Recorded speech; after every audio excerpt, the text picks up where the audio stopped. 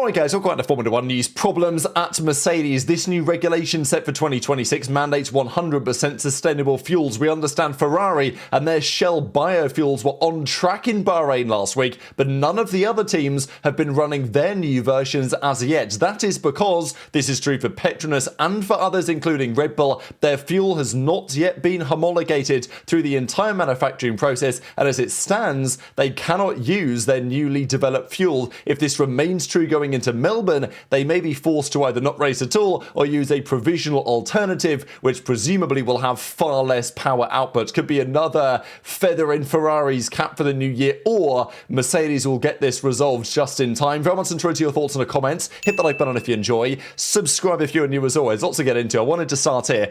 Yesterday, you guys may have seen the news. We talked about it in the video. Barcelona will stay on the circuit, alternating with Spa, as frustrating as that is. Now, Lewis Hamilton was in the reply saying it works for me. Ball knower, he likes Barcelona as well. Now, I will say, Hamilton in 2028, 30-32, kind of wondering, is he going to still be competing, right? Because he's over 40 now. Fernando Alonso, there's talk, okay, maybe he's got another year, maybe two. But Hamilton says, yeah, sure, you want to go back to Barcelona until 2032, I will be there. So I don't know if that's part of Hamilton's plans to not go anywhere from this sport. However, he will be forced to suffer racing at Madrid on the Madring. Now, we have some pictures to update you guys here today. They say it's 65% ready.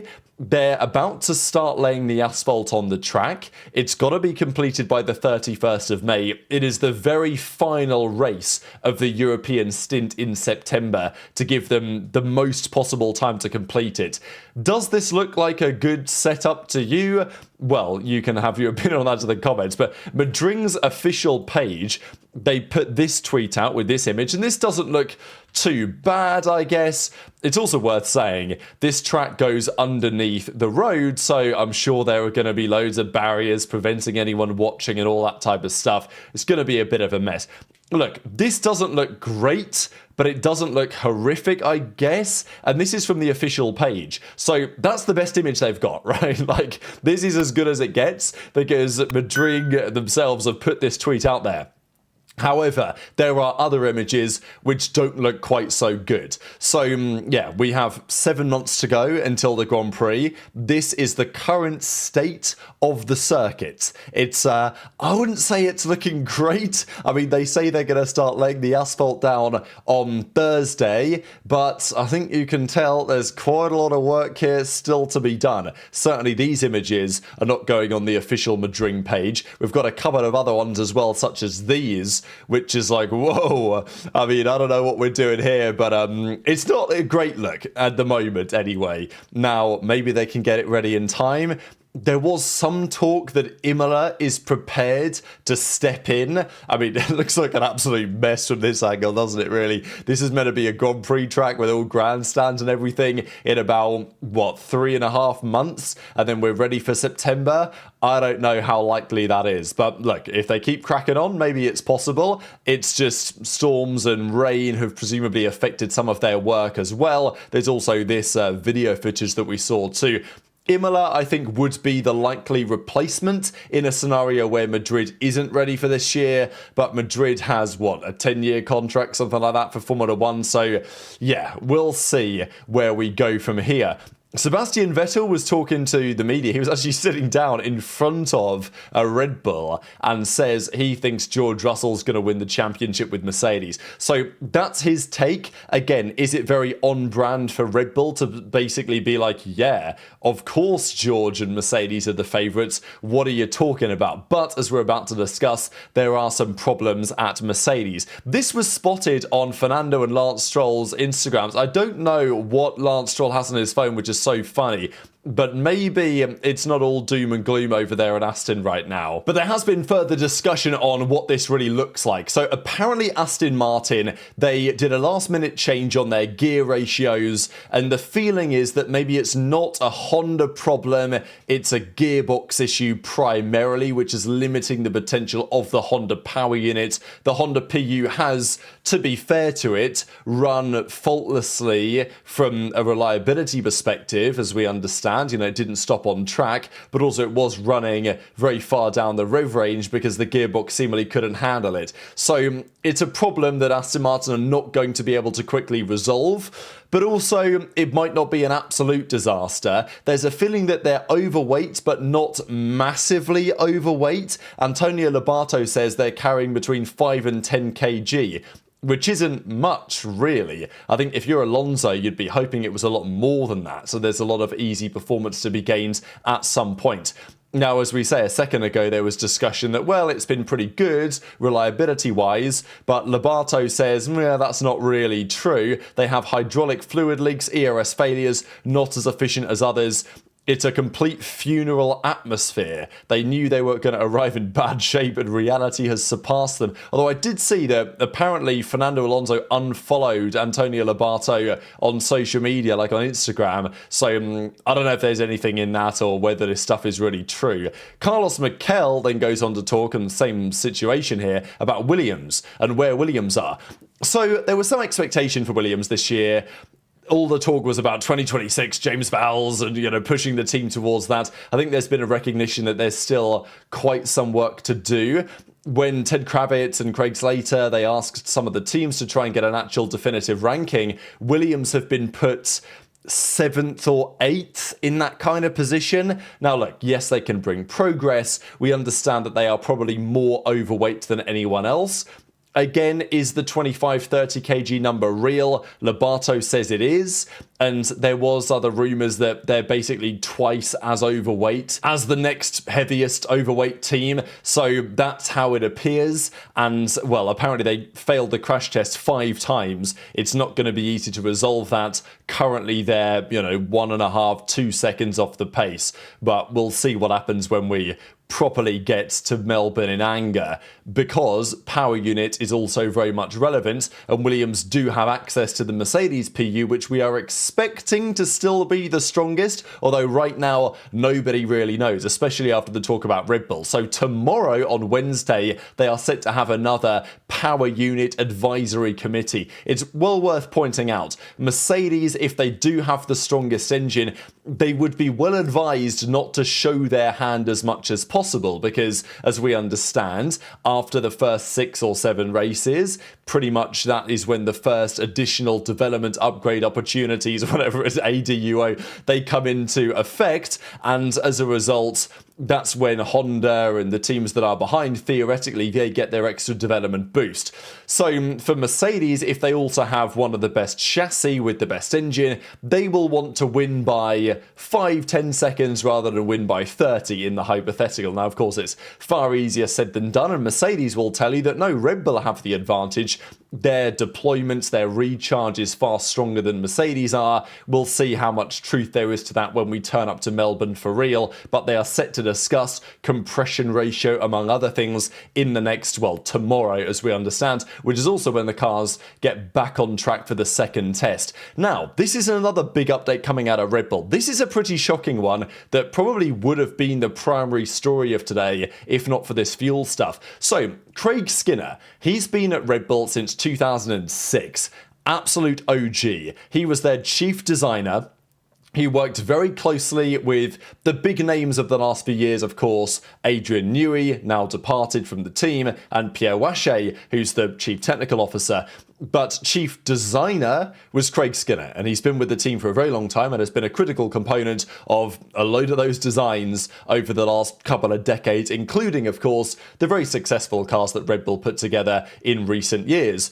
But he's gone immediately, and this is very remarkable. He's not been linked too much elsewhere. There was a bit of talk about maybe he'll go to Audi, but it is very confusing. This car has just been made, it's just about to hit the track, and their chief designer has just quit immediately. So it's like, is he happy with the car? Is the car not as good as it could be? Does he want to do something else? The team thanks him for his time and everything. They don't say that much about it, really. The team basically says he'll be leaving the team. He's been an integral part of our team and success. We wish him the best. So no real explanations of what's going on here, right? Like, someone who's been such an important part of the team, the design process, certainly in these last few very successful years, it's another one bites the dust, right? In the post-Horner era, there's lots of people going.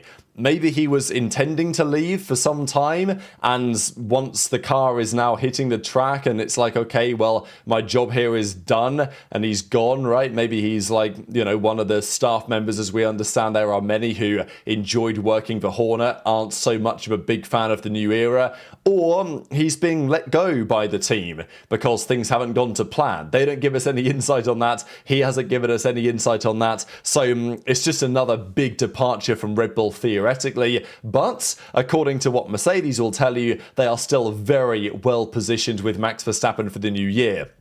Ferrari, they're back on track, of course, tomorrow for the second round of the Bahrain test. De Keyser says now they're going to start to show us a little bit of performance. They're bringing some further upgrades to the car as well. They're going to start with Leclerc in the car, then Hamilton, then they're going to swap things around as we have seen before. Now, there are newly developed parts on the Ferrari, and it seems that they have passed the legality checks, and therefore they will be on the car for the final 3 days. It's not going to be a B-spec, what Audi brought to Bahrain compared to what they showed us in Barcelona, but there will be further upgrades, probably to the front wing. I'm expecting to see some changes there.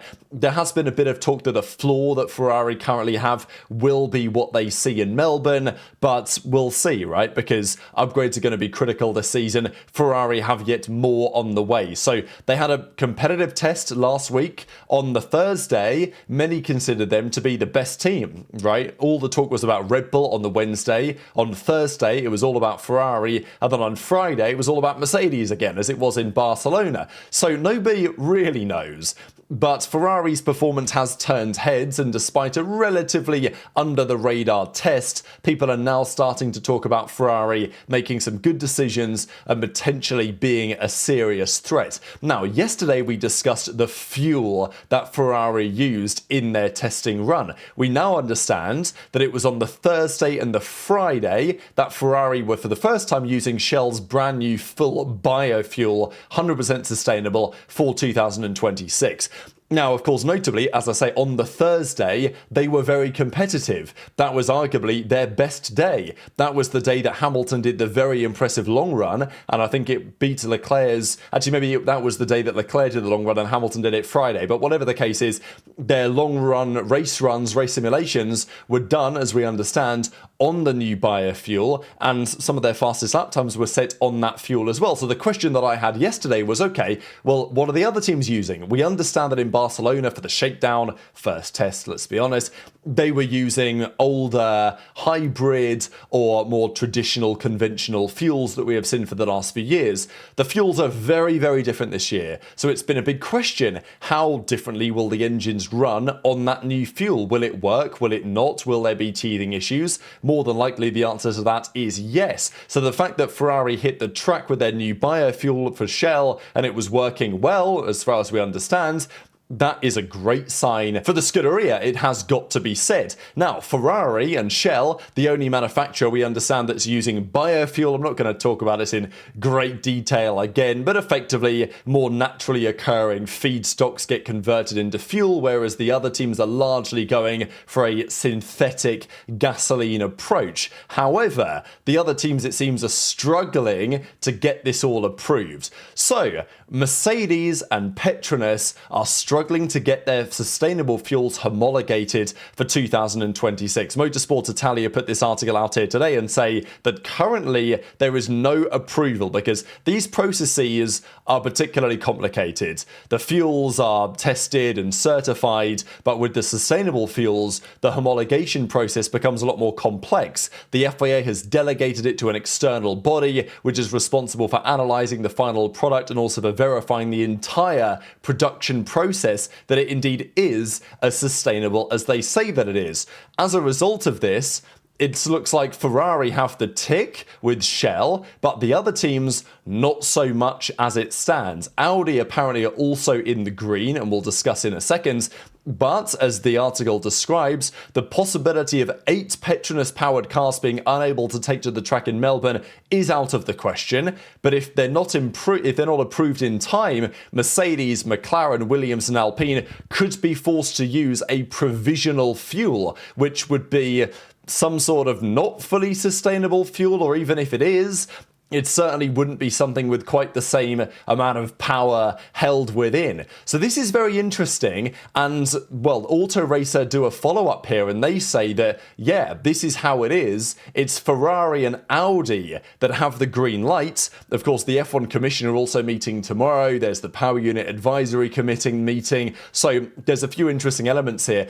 I think that Petronas are using some sort of hybrid themselves between an e-fuel, a synthetic fuel, and some more natural biofuels. Shell have gone 100% biofuel as far as we understand. Aramco, we think, are going fully e-fuel. You don't have to do one or the other. You can do a mix of both, which is apparently what Petronas might be doing. But as it stands, there's not that long, really, to get the green light here. Fuel homologation can be partial, not total, and therefore a given manufacturer may race with a synthetic fuel that's not 100% complete, pending validation of certain elements, but it's certainly not ideal. I think especially not ideal because they don't seem to be able to practice with it, right? Like, that's probably the primary concern. I wouldn't be surprised if the fuel gets prepared and homologated for Melbourne, right? We've still got a good couple of weeks. It's not that long, really, but we still have a couple of weeks for them to get it sorted. As the boys from Auto Racer say, they've got 7 to 10 days to get this resolved. And even if it is resolved, and I think there's a good chance that it will be, they're then missing a lot of testing time on those new fuels and all the potential implications that comes with that Ferrari have got last week and presumably this week as well. Because Ferrari, they already ran on it, and it seems that nobody else really has, apart from maybe Audi, who they have BP, right? And Red Bull as well. So Red Bull have ExxonMobil, I think, is their fuel supplier.